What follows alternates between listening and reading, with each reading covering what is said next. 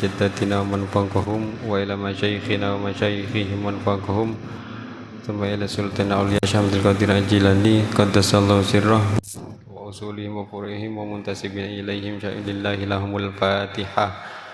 أعوذ بالله من الشيطان الرجيم. بسم الله الرحمن الرحيم. الحمد لله رب العالمين الرحمن الرحيم مالك يوم الدين. إياك نعبد وإياك نستعين اهدنا الصراط المستقيم صراط الذين أنعمت عليهم غير المغضوب عليهم ولا الضالين آمين. Bismillahirrahmanirrahim. Qala al-musannif rahimahullahu ta'ala wa nafa'ana bih wa bi ulumihi wa bi da'wati fid dharain amin.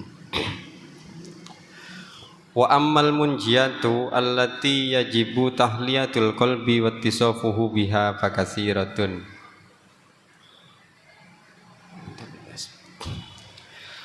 Wa ammal munjiyatu anapun utawi pira-pira perkara kang nyelametake allati yajibu tahliyatul qalbi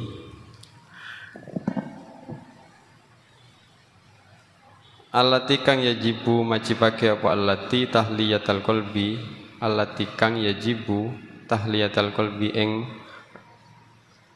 baguse ati terhiasnya hati wa tisafuhu lan nyipati ati biha kelawan allati fakatsiratun mongko iku akeh. Fanadzkuru maka nutur ingsun sayan ing suwiji-wiji min ummatiha saking pira-pira min ummahatiha saking pira-pira mbok-mbokane allati wa nunabbihu lan ngilingake sapa ingsun alaiha ing atas allati bikalamin mujmalin wajizin kelawan kalam mujmalin kang gemblengan wajizin kang padet insyaallah. Ini untuk sekarang ini kita akan membuka tentang munjiat. Munjiat itu diambil dari kata naja. Naja itu berarti keselamatan atau keberuntungan. Munjiat berarti hal-hal yang dapat menyelamatkan. Hal-hal yang dapat menyelamatkan baik di dunia sampai di akhirat. Tentang munjiat, ketika dikatakan munjiat, siapapun yang bisa melaksanakan hal yang terkait dengan munjiat ini, maka pastinya hatinya akan penuh dengan hulliyah, yakni hatinya terhiasi, nyaman maksudnya. Hatinya itu nyaman. Terus sing berkaitan dengan munjiat ini sangat banyak. Namun di sini oleh musannif akan dijelaskan tidak banyak-banyak, sedikit, singkat tapi padat. Bikalamin mujmalin wajizin, dengan untayan kalimat yang gemblengan, singkat, padat, insyaallah. Famin adzamil munjiyati, mongko iku setengah sangking paling agung-agungi munjiat perkara kang nyelametake. Nah, yang pertama, perkara-perkara yang paling agung yang berkaitan dengan penyelamatan seseorang atau batu yaiku taubat ilallahi ta'ala marang Allah ta'ala min jami'iz dzunubi saking pirang-pirang dosa. Sing pertama tobat nih. Tobat ini menjadi kunci utama seseorang terselamatkan fiddin wad dunya hattal akhirah. Tobat ini sangat penting. Wa qad amarallahu azza wa jalla ibadahu bitaubah. Dan teman-teman merintah Allah azza wa jal ibadahu ing pira-pira kawulane Allah bitaubati dengan kelawan taubat. Dan taubat ini perintah Allah, sehingga karena ini perintah hukumnya wajib. Wa raghhabahum fiha, dan ngarem-ngarem ya, yakni menganjurkan Allah terhadap ibad fiha ing dalam taubat, dan Allah pun sangat sangat menyemangati makhluk ini, makhluk berakal yang punya kaitan dengan dosa untuk bisa bertaubat. Wa wa'adahum biqabuliha.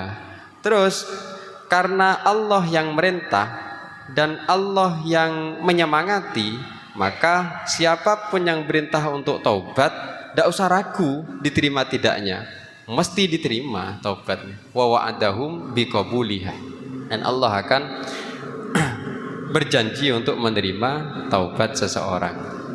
Faqala ta'ala, maka dawa Allah ta'ala sinten Allah ta'ala wa tubu ilallahi jami'an ayyuhal mu'minuna la'allakum tuflihun. Ini di surat An-Nur ini. Wa tubu lan tobato sira kabeh ilallahi marang Allah jami'an halis kabehane ayyuhal mu'minuna he para wong kang mukmin la'allakum menawa-menawa sira kabeh iku tuflihuna padha bejo sapa sira kabeh. Ini surat Al-Mu'min. Ini sebenarnya panjang ini suratnya ini. Al-Mu'min ayat 31. Surat ini berkaitan dengan aturan terhadap perempuan.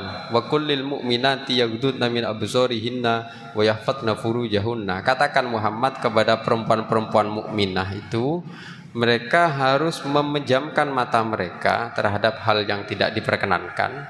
Terus mereka juga menjaga farji-farji mereka, dan wala yubdina zinatahunna, dan agar mereka para mukminah ini untuk tidak upaya menampakkan perhiasan-perhiasan mereka illa ma dhahara minha wal yadribna bi khumrihinna, kecuali atas apa yang sudah memang kesulitan untuk ditutupi, tidak apa-apa. Jadi memang perempuan itu ada larangan dalam Islam untuk menampakkan aksesoris apapun yang berkaitan dengan perempuan yang membuahkan fitnah.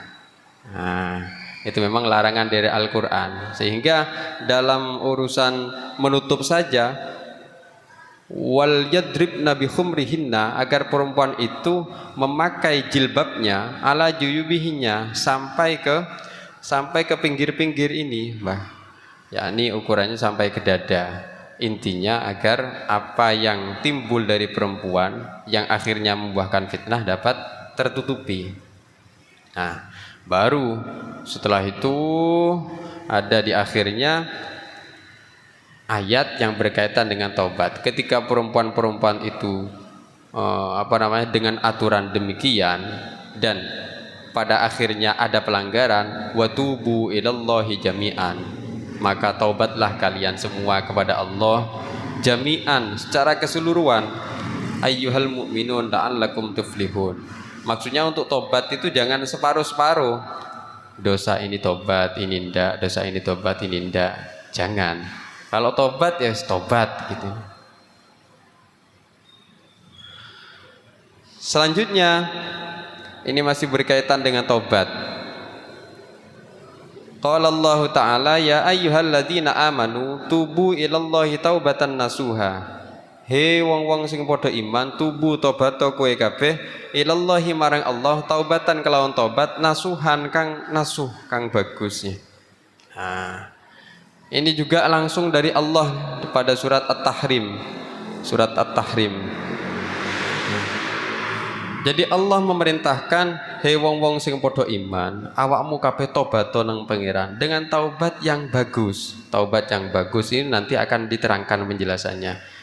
Cuman intinya taubat yang memang benar-benar ikhlas dari hati, itu termasuk syarat daripada taubat bagus. Tidak ada tekanan dan ya berkaitan dengan apapun yang menjadikan hati tidak ikhlas. Ya kalau tobat, ya tobat kepada Allah, nangis, menyesali dan seterusnya. Bahkan ada lanjutannya, ketika orang-orang mukmin itu mau tobat dengan pangeran, asa rabbukum ayyukaffiru ankum sayyi'atikum, maka mudah-mudahan Allah akan menghapuskan atau memaafkan dosa-dosa kecil mereka. Memang ketika dosa yang besar itu ditaubati, maka yang kecil itu melok terhapus. Yang kecil-kecil itu, yang kecil-kecil itu tidak terasa nih, untuk dosanya. Wa idkhilukum jannatin tajri, dan pastinya ketika sudah selesai tentang dosa-dosa tersebut, aku akan memasukkan mereka di surga-surga yang di bawahnya mengalir anhar yaumala yukhzillahun nabi walladzina amanu ma'ahu, di hari di mana para nabi tidak akan dihinakan, yakni di hari kiamat. Itu masih berkaitan dengan tobat. Memang tobat ini perintah Allah, sehingga tobat ini sangat besar pengaruhnya terhadap setiap jiwa seseorang. Selanjutnya Allah menyampaikan innallaha yuhibbut tawwabin wa yuhibbul mutatahhirin. Setuhune Allah iku demen ing pira-pira para wong kang tobat lan demen ing para wong kang nyucikake. Ini di surat Al-Baqarah. Nah, jadi Allah itu sangat mencintai orang yang bertaubat, sehingga orang yang bertaubat itu memang ya termasuk hamba yang terbaik karena mantan pendosa, dan Allah sangat mencintai. Memang dalam hal ini tidak boleh gampang meremehkan. Khawatir orang-orang yang awalnya pendosa kok ndadak satu malam selesai dia dengan taubat. Taubat niku ampuh Pak, taubat. Dosa apapun kalau sudah ditaubati des hilang. Taubat niku. Masya Allah. Nah, memang tidak boleh meremehkan. Kata Imam Ghazali, lek kowe ndelok pendosa sing hebat, maka ojo terlangsung kamu menghinakan dia. Khawatir moro-moro dia tobat dan mati. Kok cek nyamane. Ya. Wa yuhibbul mutatahhirin, dan Allah itu nyukai terhadap orang-orang yang bersuci. Nah, terus ayat ini kenapa kok ada kaitannya dengan orang-orang yang suci? Memang ayat ini turun berkaitan dengan seorang laki-laki, yas'alunaka 'anil mahid. Ada seorang sahabat yang bertanya tentang bagaimana ngumpuli bojo pas haid. Kul huwa adan, ojo iku piloro lepas haid, fa'tazilun nisa. Ketika istrimu haid ya wes dipisah. Maksudnya ndak usah diribui fil mahid. Wala taqrabuhunna hatta yatuhurn, dan kamu ndak usah mendekati sampai istri-istrimu itu bersuci. Yani dipastikan kesucian. Nah, fa iza tatahharna fa'tuhunna min haitsu amarakum. Ketika istrimu suci, maka ya sudah kamu lakukan sesuai perintah Allah tentang hubungan suami istri. Innallaha yuhibbut tawabina wa yuhibbul mutatahhirin. Baru kemudian Allah menyampaikan Allah itu menyukai orang-orang yang bertaubat dan orang-orang yang bersuci. Nah, termasuk dosa apapun ya kudu ditaubati. Termasuk ngriwui neng istri pas dalam masalah haid, itu termasuk dosa besar karena ngelarak nih. Memang sebenarnya berkaitan dengan hakul adami, apapun yang dapat menyakiti anak Adam, siapapun, istri, anak dan seterusnya, itu dosa besar Pak. Siapapun ya. Bahkan kalau pernah dengar daunnya Habib Hashim itu, orang-orang berebutan untuk bisa mencium Hajar Aswad, sampai dak pikir kepalanya orang diginikan kepalanya orang. Wow, kok bisa begitu? Wong kamu nyakiti seseorang dengan menyentuh kepalanya dan akhirnya orang itu sakit hati, dosanya sama dengan merobohkan Ka'bah. Loh, orang-orang kok malah rebutan ingin mencium Hajar Aswad yang hukumnya sunnah, mengalahkan kesakitan orang lain. Memang hal-hal yang berkaitan dengan hakul adami itu dosa besar. Apalagi berkaitan dengan istri, anak, itu memang amanah utama.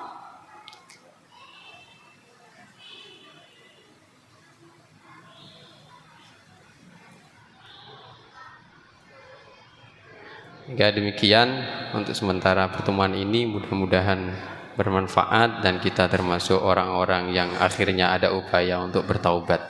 Amin, Allahumma amin. Al-Fatihah.